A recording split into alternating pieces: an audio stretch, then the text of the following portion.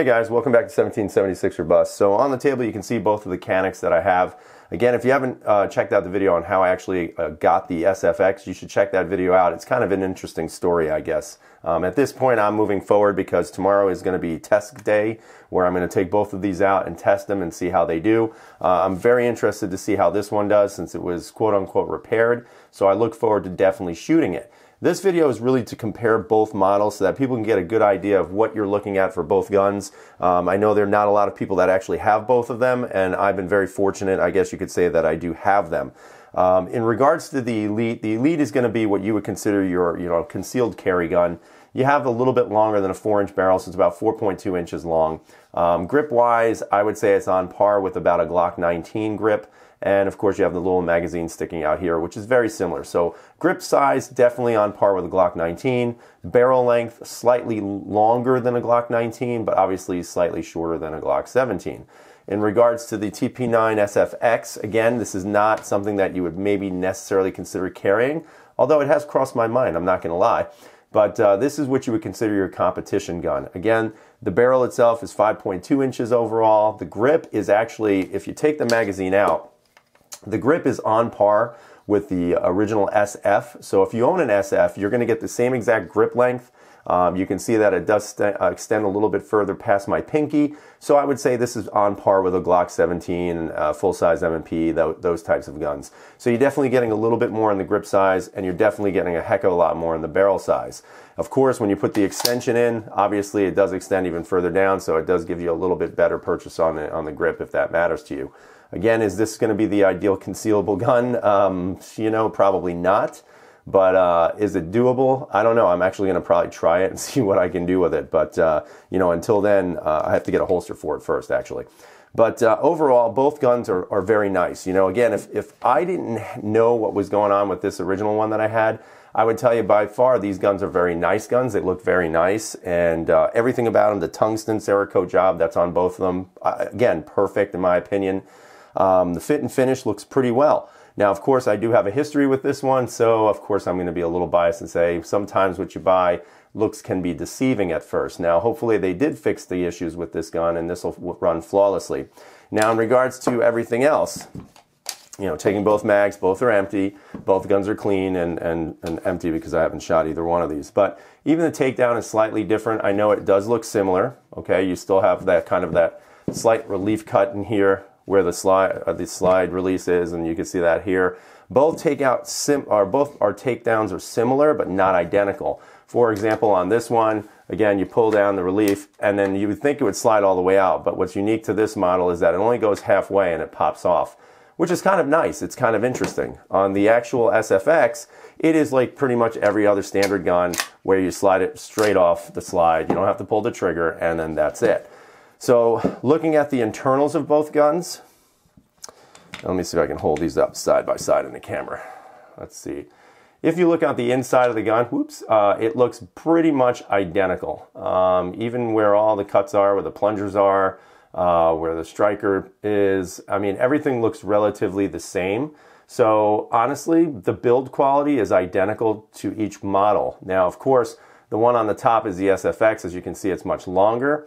So the guide rod is actually a little bit longer as well, and I'll take that out so you can see that from both, and we'll put those aside. But you can see that the guide rod and the spring are, the one on the top is from the SFX. So obviously, because it's a longer barrel, you're going to get a longer spring.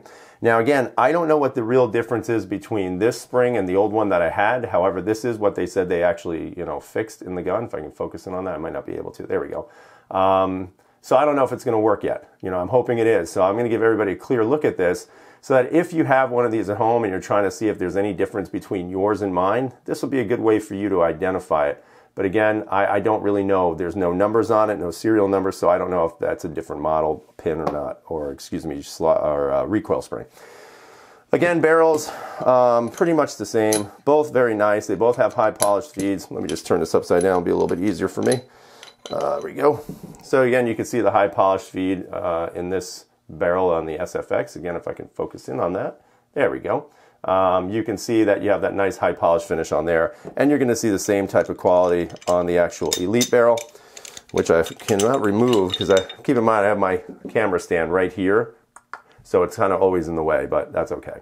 Again, if you see this one right here, see if I can focus in, there you go. Again, another nice high polished feed ramp on this barrel as well. So I mean, you know, other than that, guys, even the Cerakoting job that's in here, you can see they're both very nice. And again, remember, it's not a ported barrel on this, it's just relief cuts to reduce weight, that's all it is. But again, everything looks pretty clean, nice and crisp, no machining marks, everything's very smooth on the inside of the slides. So I mean, from that aspect, these guns look very, very nice. I would say that they're excellent firearms just based on the looks alone. Again, you can see you have these little cuts on the slide here, which will supposedly reduce, you know, glare or reflection. Again, I've never really noticed on any firearm that I have. The TP9 SF Elite does not have that. Again, both sights are pretty similar as well. You have your Warren rear blacked out tactical rear sights. The one on the right is the SF Elite, and the one on the left, or I'm sorry, the one on the right is the SFX, the one on the left is the SF Elite. So you can see that they're a little bit wider on the SFX than on the SF Elite. Now, of course, they do come standard with the fiber optic fronts. This one will stay, since this will be more of a competitive shooting gun, range gun, that type of thing. Not necessarily a carry gun, so I don't think I'm going to be putting night sights on this anytime soon. However, I did adjust this when I bought this one. You can see on there I do have a set of I do have actually a front Ameriglow sight on there with the bright orange with the tritium insert. And if you're curious what size this is, if you get one from Ameriglow, a Smith & Wesson M&P 9 will actually fit for the front slide. So that's actually pretty nice, and it does fit pretty well in between the little U-notch there, which is kind of cool. Other than that, I mean, both guns are pretty much identical in every single way. Again, I'm going to be shooting these tomorrow, so I'm going to report back what I find. I'm going to keep my fingers crossed that this one works perfectly, and this would be the Elite. You can tell that by the green on there. And I'm going to hope that this one works right out of the box with no issues at all. Now, other reviewers I've seen shoot it already, I will tell you the ejection pattern looks a lot more steady on this one than it definitely did on the Elite. So we're going to see how that plays out. In regards to the grips, now this is where it gets kind of different. You know, if you look at it without knowing a lot about either one, they look very, very similar on the inside. You know, you have your spring in the back. You know, everything looks pretty much the same. Even the trigger mechanism, everything looks pretty much standard. You have the little red dingus here for the trigger, and while your other one is a little bit smaller and gray in there, so you can't really see it that well. But one thing that you'll notice is that on the left side, this one right here, which is the SF Elite, you can see, and let me see if I can find my little pointer here. There it is. You'll notice that this was one of the major concerns I had with the firearm when it initially broke on me, and that's that little spring. This spring right here is actually for your slide stop. So what happens is it rests inside this hook, and it allows you to activate the slide stop or the slide release, depending on what you want to call it. Now, in regards to the SFX, you'll notice, just cleaning out a little bit of stuff that's in there, you'll notice that on this one, you don't have it. And as far as I know, this is actually the spring right here, okay? So the spring's a little bit different. You can see it's a little horseshoe around there. I will tell you, it doesn't feel any sturdier than the other one. So my only concern about this was that if anything was to catch on either one of these springs, you could definitely see it breaking and actually understanding why. Now, hopefully that won't be a problem any longer. Again, they did adjust it and did fix it on the Elite, so I'm not suspecting there'll be any further issues with that. But overall, I mean, both guns are pretty much identical. Also, the only other real difference that I could find in both of these firearms is the back straps. You'll notice that because this is a shorter grip and this is a longer one, the back straps are not, you know, interchangeable. So that's pretty obvious. You know, also just keep in mind, you can change these out. I actually dropped the medium magazine release on this one. Just feels a little bit better on the hand. You know, we'll see how it performs. If I don't like it, I'll just go back to the large one. But I mean, overall, both guns look fairly nice. I'm suspecting that if everything was fixed the way it should have been, I should have no further problems with the Elite model. You know, at this point, I can't really tell you that I'll give it a thumbs up at this point just yet. Now, of course, if I come back from the range with a big smile on my face and I fall back in love with this firearm from when I originally bought it, then it's definitely going to be a good day for me. Now, of course, if I come back from the range and my face is covered in brass, probably not going to have a good day. And I probably won't have a big smile on my face. And at that point, we'll just, you know, we'll do what we have to do from there. But I'm going to try to stay positive as I've been throughout this whole process and just say, you know what, this gun is going to work, and I think it's going to work well. And if it works well, then I think Canik really has done a very good job with making a very good firearm. You know, both firearms seem to be very nice. They come with a tremendous amount of features, especially for the price point. I mean, this is going to be under $500. This one you can find right now for around, I mean, I think the lowest I found this was about $325, which, if you think about what you're getting with it, you know, you're getting some decent quality sights, you're getting a great Cerakote job, and you're getting a very good concealed weapon with a beautiful trigger. So, you know, at that point, it looks like a win. Now, if they can iron out the wrinkles for the newer ones coming out, then I would totally recommend this gun. I don't see any issues with it, you know, aside from political beliefs, of course. Now, of course, on this one, since I've never shot this one, but it does feel a little bit, I mean, pretty much identical to this one, I don't suspect there's going to be really too many issues at all. And for me, that's pretty cool, and I'm pretty excited about it. Now, just one last thing in regards to trigger. Again, I don't have a Lyman gauge, so I can't really measure the trigger. I can only go by what, you know, they supposedly say. And I think they were saying that this one is going by almost like 3 pounds or a 3-point-something trigger pull, which is, I mean, that's pretty good, guys. I mean, if you think about it, that's a really nice, soft trigger. Actually, I'm reading it right now. It's 3.5 to 4 pounds on here. This one actually doesn't say, but I'd say it's about, you know, probably about 4 pounds. This one's about, I think, a little bit lighter. But again, I'm only going by what I feel. You know, again, just looking at the trigger, there's your wall, and there it breaks. I mean, it's such a light, nice trigger.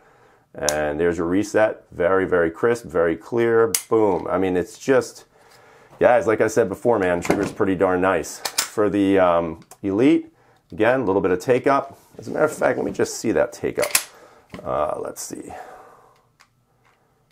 No, take-up's the same. Definitely the same on both. So you have about the same take-up. Which, by the way, this is shorter than a PPQ, which I've already stated. And then this one feels a little bit heavier, but not by much. And the reset is just as nice and just a little bit heavier. This one just feels a little smoother in operation.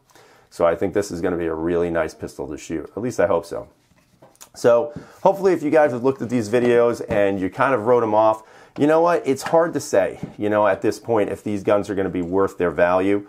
I think you can't go wrong with either one at this point, only if this one is functioning correctly. Again, if you're having spring problems, bring it up to them. Call them up and tell them. Don't just sit there and think that this is normal and think that this is something you should accept, because technically it's not. I mean, your casing should fly out without ever having to worry about it impeding the slide, which, what is the chance of that happening? You know, you'd like to believe none, but you know what? Why even chance it? You know, so again, if you're having issues, contact the company. I know they're trying to make headways with their customer service and trying to prove themselves. And I think if they're willing to do that, then we should really take them up on that, especially for those of you who have had issues with this. If you haven't had any issues, man, good luck, man. I'm happy for you. I think it's great, because I really think this could be and can be a fantastic firearm, especially for the price. You know, for less than $400, everything you're seeing comes with it. And to me, that ain't so bad. Even on this one, you know, for less than a full price PPQ, you know, this is great. Again, this is more similar to the Q5, but still very great, very, very good price point for everything that's coming with it right out of the box as well. So again, it's up to you guys what you decide. So I'm going to shoot both tomorrow. I'll report back. I will do my best to try to put a camera somewhere in this range that I go to, but it is a little bit challenging sometimes. But I'll do my best to shoot them, and I'll report back to you guys tomorrow as to what I found, and we'll go from there. So I hope you guys have a great night. Hopefully you got a lot from this review. Leave some comments. Tell me what you think. And if you haven't subscribed, subscribe and give us a thumbs up, man. Anything counts. So as always, guys and gals, freedom is never free.